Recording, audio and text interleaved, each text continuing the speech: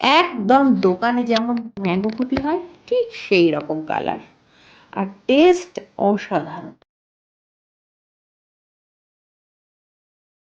একদম দোকানের মতো স্বাদ, দোকানের মতো গন্ধ, দোকানের মতন রং, একদম দোকানের মতো খেতে। ম্যাঙ্গো ফ্রুটি তোমাদের করে দেখাবো। এখানে আমি দুটো আম নিয়েছি, একটা পাকা আম, একটা কাঁচা আম।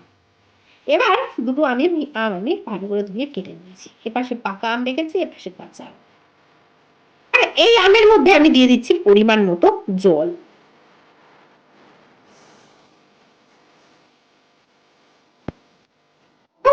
সব আমগুলো জলের মধ্যে ডুবে থাকে সেইভাবে আমি জলটা দিলাম।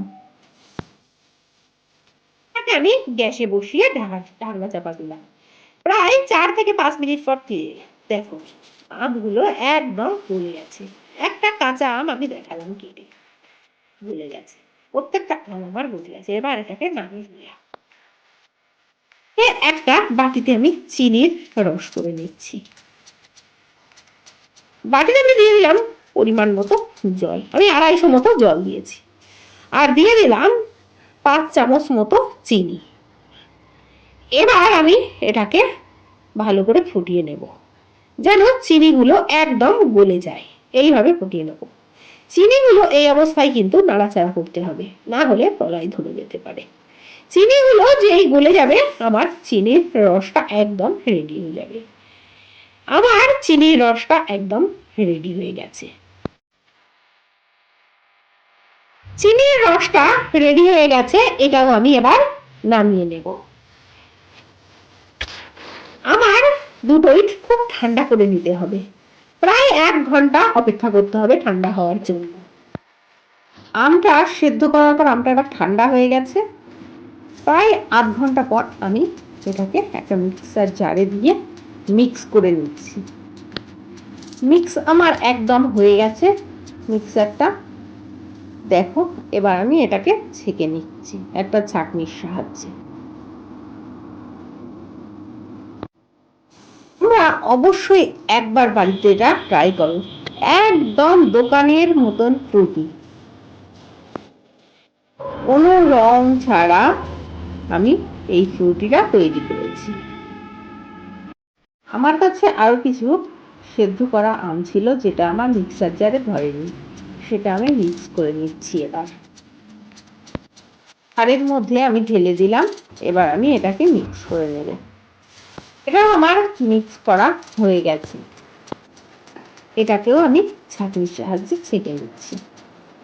ওই একই ছাঁকনির সাহায্যে আমি এটা ছেঁকে নিচ্ছি।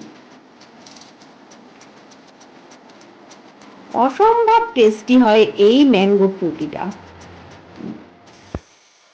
একদম দোকানের মতো টেস্টে ফ্রেশ ম্যাঙ্গো ফ্রুটি যদি খেতে চাও তাহলে অবশ্যই বাড়িতে এটা ট্রাই করো। এটা তৈরি করাও খুবই সহজ। তো আমটা ছেঁকে নেওয়া হয়ে গেছে। এবার এর মধ্যে আমি ফ্রিজের ঠান্ডা জল দিয়ে দিচ্ছি পর্যাপ্ত পরিমাণে।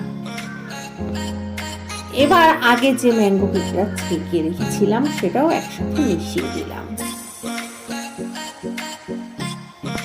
এবার একটা চামচ দিয়ে আমি এটাকে নেড়ে দিচ্ছি।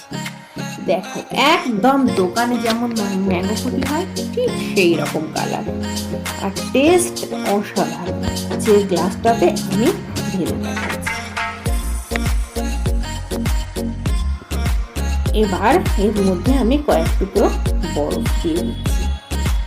যে কোনো জুস একটু ঠান্ডা হলেই খেতে ভালো লাগে। আমার তৈরি হয়ে গেছে একদম দোকানের মতন ম্যাঙ্গো ফ্রুট।